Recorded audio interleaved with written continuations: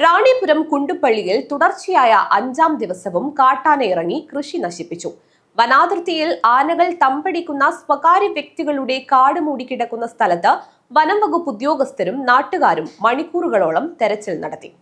കുണ്ടുപള്ളിയിലെ കുട്ടിനായിക്, സഹോദരൻ സോമൻ നായിക് എന്നിവരുടെ പറമ്പിലെ കൃഷിയാണ് കഴിഞ്ഞ ദിവസം രാത്രിയിൽ കാട്ടാന ഇറങ്ങി നശിപ്പിച്ചത്. റാണിപുരം മേഖലയിൽ കഴിഞ്ഞ കുറേ നാളുകളായി ആനകൾ കാടിറങ്ങി വ്യാപകമായ രീതിയിൽ കൃഷി നശിപ്പിക്കുകയാണ്. റാണിപുരത്ത് നിന്ന് പാറക്കടവിലേക്കുള്ള സോളാർ ഫെൻസിംഗ് തകരാറിലായതാണ് ആനകൾ വ്യാപകമായി കൃഷിസ്ഥലങ്ങളിലേക്ക് ഇറങ്ങാൻ കാരണമെന്ന് നാട്ടുകാർ പറയുന്നു. കൃഷി നശിപ്പിച്ചതെന്ന് പറഞ്ഞാൽ സോമൻ നായിക്കും പിന്നെ കുട്ടിനായിക്കും അവര് പറമ്പിലാന്ന് വന്നിട്ട് ആനയിന്ന് ഫുള്ള് അപ്പുറത്ത് ആ സൈഡും പോയിട്ടുണ്ട്. എന്നിപ്പോൾ നമുക്ക് ഇറങ്ങി വന്ന സ്ഥലം ഫുള്ള് കണ്ടില്ലേ, അതിൽ അങ്ങനെയാണ് സംഭവം. ഇതിലും ഇപ്പം ഫെൻസിങ് ഉണ്ടെന്ന് പറഞ്ഞാൽ അവിടെ നേരത്തെ നമ്മൾ വീട്ടിൽ പോയില്ലേ, ആ വീട് നല്ലതായിരുന്നു. അവിടെ ഒരു സാധനമൊന്നും ഇല്ല ഇപ്പോൾ. അതുണ്ട് എന്നല്ല അവർ പറയുന്നത്, ഫോറസ്റ്റുകാർ. അതുപോലും ഇല്ല. അത് ഇല്ലാത്തത് കൊണ്ടാണ് ആന ഇങ്ങനെ ഇറങ്ങി വരുന്നത്. അതുണ്ടെങ്കിൽ പക്ഷേ ആന അത്ര എളുപ്പത്തിലൊന്നും ഇങ്ങനെ വരില്ലായിരുന്നു. നമുക്ക് ഈ വേനൽക്കാലം വന്ന കഴിഞ്ഞത്തെ വേനൽക്കാലം ഇല്ലേ, അന്ന് മുമ്പേ വേനൽക്കാലം വരുമ്പോൾ ഒരു ജനുവരി ഫെബ്രുവരി ആകുമ്പോൾ വന്നു. വന്നിട്ടാകുമ്പോൾ കുറേയെല്ലാം നശിപ്പിച്ചിട്ട് പിന്നെ ഞങ്ങൾ ഇവരോട് പറഞ്ഞു, ഫോറസ്റ്റുകാരോട് പറഞ്ഞിട്ടാകുമ്പോൾ ഒരു കമ്മിറ്റി കൂടിയിട്ടായിട്ടാകുമ്പോൾ അവർ പറഞ്ഞു അപേക്ഷ എഴുതി കൊടുക്കുമെന്ന് പറഞ്ഞു. ഞങ്ങൾ അങ്ങനെ അപേക്ഷയും കൊടുത്തു.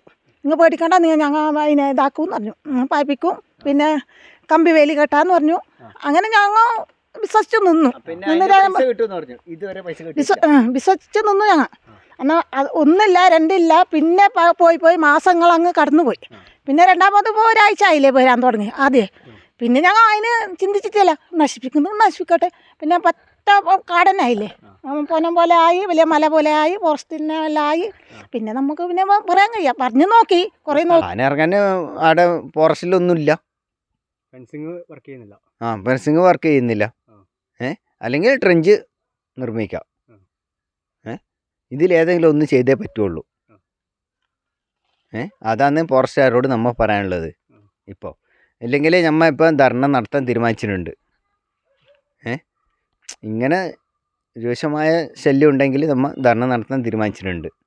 സോളാർ വേലി അറ്റകുറ്റപ്പണികൾ നടത്തുന്നതിനുള്ള ടെൻഡർ നടപടികൾ ആരംഭിക്കുമെന്ന് DFO അറിയിച്ചിട്ടുണ്ട്.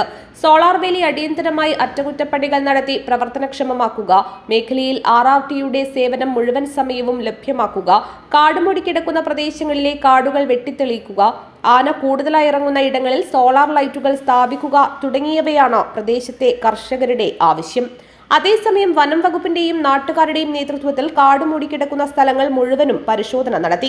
ഏകദേശം 4 കിലോമീറ്റർ ചുറ്റളവിൽ വനം വകുപ്പ് ഉദ്യോഗസ്ഥരുടെ നേതൃത്വത്തിൽ പരിശോധന നടത്തിയെങ്കിലും ആനയെ കണ്ടെത്താനായില്ല. ആന അധിക ദൂരം പോയിട്ടില്ലെന്നും പരിസര പ്രദേശത്ത് തന്നെ തമ്പടിച്ചു നിൽക്കുകയാണെന്നും പരിശോധന നടത്തി ആനയെ കാട് കയറ്റണമെന്നും നാട്ടുകാർ ആവശ്യപ്പെട്ടതിനെ തുടർന്നാണ് സെക്ഷൻ ഫോറസ്റ്റ് ഓഫീസർ B ശേഷപ്പയുടെ നേതൃത്വത്തിൽ വകുപ്പ് ഉദ്യോഗസ്ഥർ സ്ഥലത്തെത്തി പരിശോധന നടത്തിയത്. News bureau, Panathur.